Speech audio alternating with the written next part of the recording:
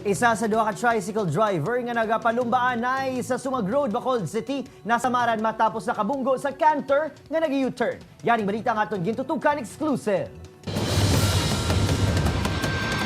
Pinapasuni hubog nagpakitang gilas ang duha ka tricycle driver sa ilabilidad sa pagkarera sa malabang adalan sa Barangay Sumag kahapon. Apang isa driver na bungguan ang nag-U-turn nga canter sa Bangga 9.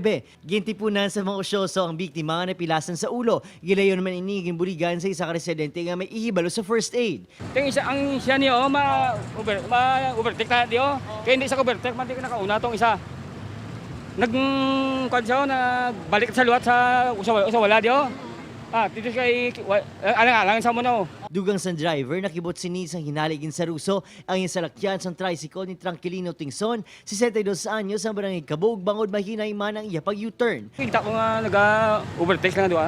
Nagtugas sa mabugat nga trapikong aksidente, padayon pang imbestigasyon sa among aksidente. Upod si Reynald Castillo, Adrian Prietos. 1 Western Visayas. Nahulog ang ini nga jeep sa karsada sa barangay Malusgod, Putotan, Iloilo kahapon.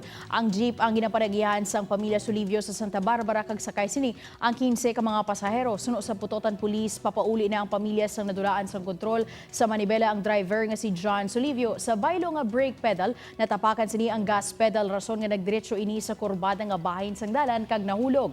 Nakaangkon sa mga gasgas sa lawas ang mga sakay samtang isa naman ka miyembro sang pamilya ang napilasan sa ulo kag hindala sa ospital. Pila ka oras antes sang inang aksidente, isa man ka auto nga ginamaneho sang International ang nakabunggo sa isa ka series bus sa nasambit man nga barangay. Base sa investigasyon, madasig ang dalagan sang auto nga ginamaneho ni Majinder Singh. Ma-overtake kun tani ini sa isa ka motorsiklo apang naalang-alang sang may nasugata nga salakyan. Sang nagbalik ini sa lane dito na kag nabunggoan sini ang likod sang series bus nga nagapondo agud magkuha sang pasahero. Wasak ang unahan nga bahin sang auto apang wala naman sang may nasamaran sa aksidente.